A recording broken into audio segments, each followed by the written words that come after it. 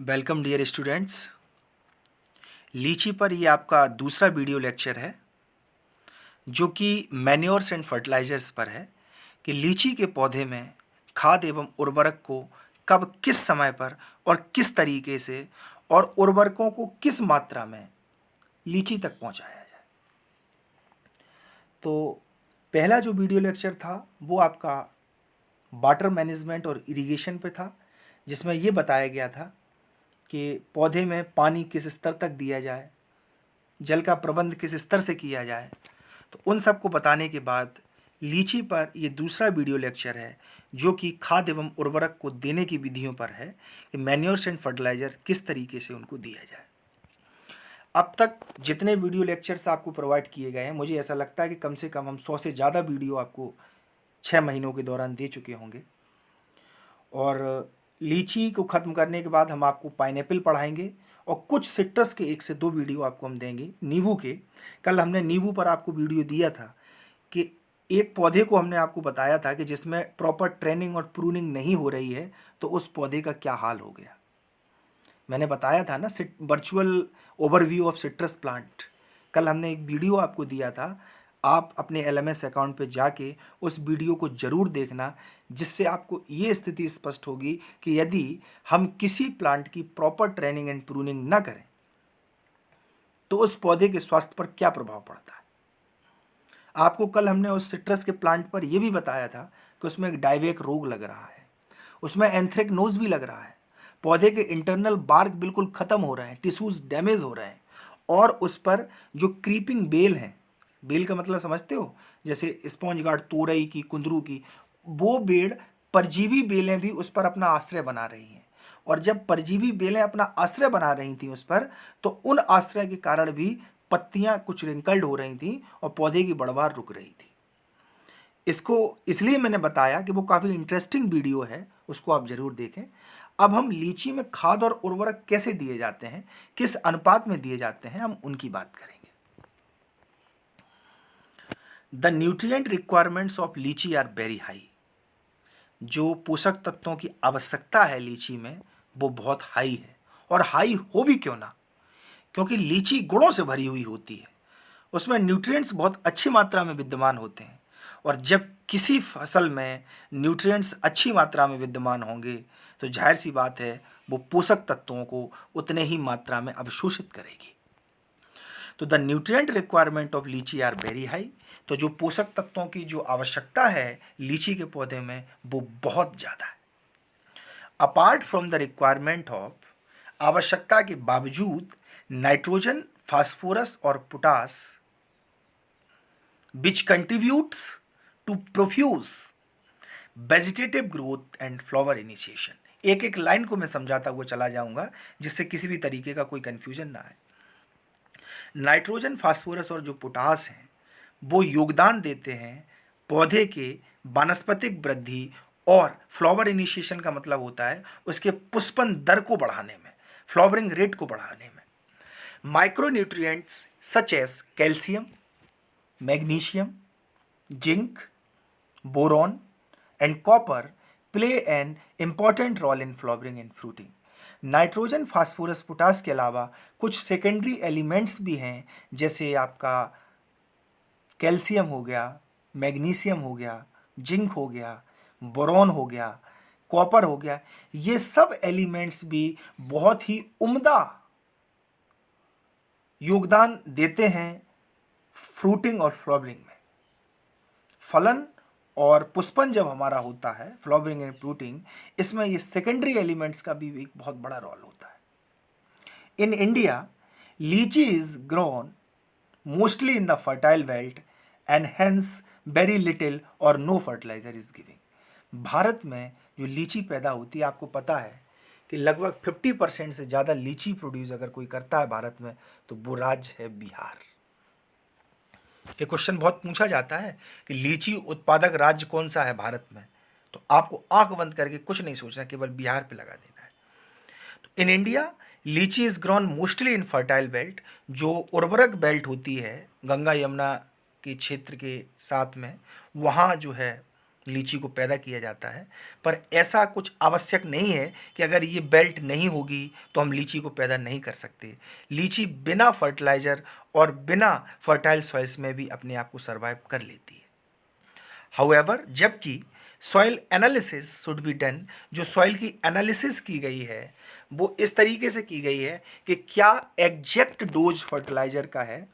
National horticulture board आप सब लोग जानते होंगे, एनएचबी ही ये निर्धारित करती है कि किस फसल को किस एज पे, किस फसल को किस उम्र पर, किस अवस्था पर कितने नाइट्रोजन, फास्फोरस, पोटास, गोबर की खाद, ammonium sulphate, superphosphate, potassium sulphate, इन सब की आवश्यकता होती है।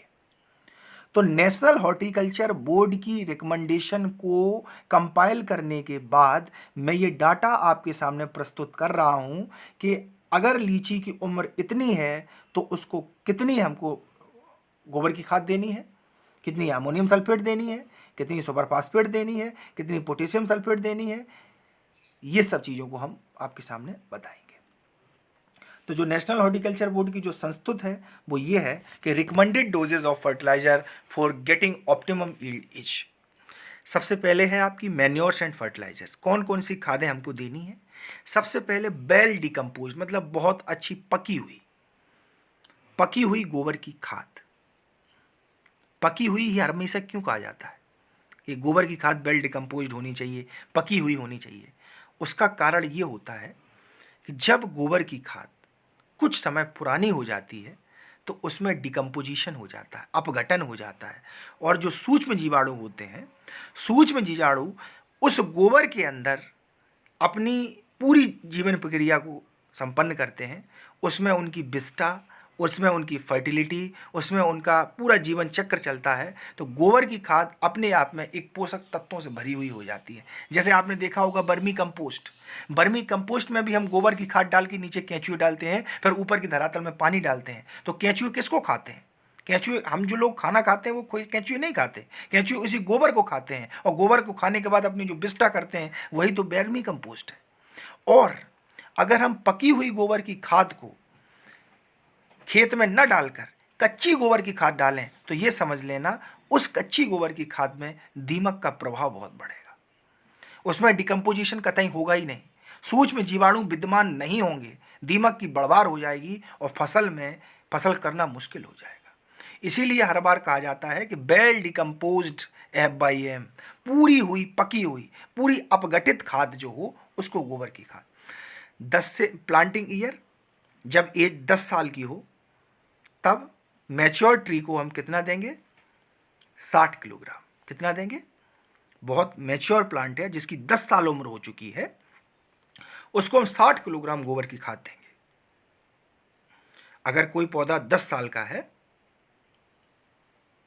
तो वहां गोबर की खाद कितनी दी जाएगी? 60 किलोग्राम। अमोनियम सल्फेट, अगर कोई पौधा हमारा 2 महीने का है, पूरी उम्र का मैं बता दे रहा हूं एक एक डिफाइन करके, 10 साल का भी और 2 महीने का भी, मैं 1 दिन का भी बताऊंगा। अगर कोई पौधा 2 महीने का है तो हम 2.5 किलोग्राम अमोनियम सल्फेट देंगे। अगर कोई पौधा 1 दिन का है तो हम 1 किलोग्राम गोबर की खाद देंगे। अगर कोई पौधा 20 साल का है तब हम 120 किलोग्राम गोबर की खाद देंगे। ये आंख बंद करके डाटा नहीं लिखा जाता। हमारे जो वैज्ञानिक, जो साइंटिस्ट होते हैं, एक एक वैज्ञानिक ने, 100 वैज्ञानिकों ने एक एक लीची के पेड़ पे अपनी ज़िंदगी ख़त्म कर दी। वो एक एक चीज़ का डेटा बनाते हैं। आज पहले दिन का पौधा है, इसको कितने गोबर की खाद की आवश्यकता होगी, इसको कितने यूरिया की आवश्यकता होगी, इसको कितने अमोनियम सल्फेट की आवश्यकता होगी, इसको कितनी डीएपी की आवश्यकता होगी, इसको कितने सुपरफास्फेट की आवश्यकता होगी, सिंगल सुपरफास्फेट की, डबल सुपरफास्फेट की, ट्रिपल सुपरफास्फेट की, पोटेशियम सल्फेट की, सेकेंडरी न्यूट्रिएंट्स की, इन सब का एनालिसिस होता है। सुपरफास्फेट, अगर पौधे की उम्र 2 महीने है तो हम 1.2 किलोग्राम देंगे। पोटेशियम सल्फेट, यदि पौधे की उम्र 2 महीने है तो हम 1.2 किलोग्राम देंगे। तो ये एक डेटा है जिसके हिसाब से जो नेशनल हॉर्टिकल्चर बोर्ड हमको संस्तुत देता है, हमें उसी हिसाब से चीज़ों को करना होता है। The farmyard manure super phosphate and muriate of potash should be applied in September. जो गोबर की खाद है, जो सुपर फास्फेट है और जो म्यूरिएट ऑफ पोटास है, म्यूरेट ऑफ पोटास को हमको हर हाल में सितंबर माह में पौधे को दे देना चाहिए। वाकई में यदि हमको ग्रोथ एंड डेवलपमेंट अच्छी चाहिए, फ्लावरिंग एंड फ्रूटिंग अच्छी चाहिए, उत्पादकता अच्छी चाहिए, तो गोबर की खाद, super phosphate, muriate of potash को सितंबर माह में लीची के पौधे तक पहुंचा देना चाहिए। Nitrogenous fertilizer is giving in 2 split doses, 1 in mid February and second after harvesting of fruits. आपको पता है कि नाइट्रोजन, फास्फोरस, पोटास जब किसी भी फसल में दी जाती है तो हमने हमेशा से आपको यही बताया है कि नाइट्रोजन की आधी मात्रा, फास्फोरस और पोटास की पूरी मात्रा बुवाई से पहले, और आधी बची हुई में 2 स्प्लिट डोजेज में, एक सिंचाई के पहले दिन बाद और एक सिंचाई के बाद और एक सिंचाई के 15 दिन बाद, दो पखवाड़े में। तो इसी तरीके से यहाँ है कि नाइट्रोजन फर्टिलाइजर जैसे यूरिया है, तो यूरिया सोइंग से पहले और आधी उसके एक फ्लावरिंग पे और एक फर्स्ट इरिगेशन पे, ठीक है। तो nitrogenous fertilizer giving in 2 split doses, एक पहली आप देंगे फरवरी में, ठीक है, और दूसरी आप कब देंगे? हार्वेस्टिंग के समय। हार्वेस्टिंग के समय क्यों देंगे? क्योंकि लीची का जो फल है उसमें वृद्धि एवं विकास अच्छा हो, शाइनिंग आए, अट्रैक्टिव हो, जिससे हम मार्केट में उसको अच्छे से सेल कर सकें। तो अगर इस चार्ट को किसी ने फॉलो कर लिया और इस रिकमेंडेशन को किसी ने फॉलो कर लिया तो ऑब्वियस सी बात है उसका ग्रोथ एंड डेवलपमेंट अच्छा होगा और वो लीची की ईल्ड बहुत अच्छे से ले पाएगा। इसलिए इस चार्ट को आप बहुत अच्छे से देख लेना, परीक्षा में भी हम इसको पूछ सकते हैं और ज़रूरी नहीं है कि आप एकदम यही डेटा लिखें, आप अपने प्रैक्टिकल का भी डेटा लिख सकते हैं। किसी ने अगर अपने कोई बिहार का स्टूडेंट हो, किसी ने लीची की खेती की हो, उसको पता होगा 4 साल का पौधा है, हम इसको इतनी उर्वरक सकते, इतना हम FYM देते थे, गोबर की खाद देते थे, इतना नाइट्रोजन देते थे, इतना फास्फोरस देते थे। अगर उसके पास कुछ डेटा है तो हम उसको देखेंगे, हमें अच्छा लगेगा। तो ये मैन्योरिंग एंड फर्टिलाइज़र का चैप्टर यहाँ पर ख़त्म होता है और अब 2 वीडियो, 2 PPT आपके LMS अकाउंट पर अपलोड हो चुकी हैं। इसके साथ साथ मैं लीची की पूरी कल्टीवेशन भी आपको अपलोड कर दूंगा। नेक्स्ट वीडियो या नेक्स्ट कोई क्लास अगर हमारी होगी तो या तो नींबू पर होगी या पाइनएप्पल पे होगी। तब तक के लिए नमस्कार।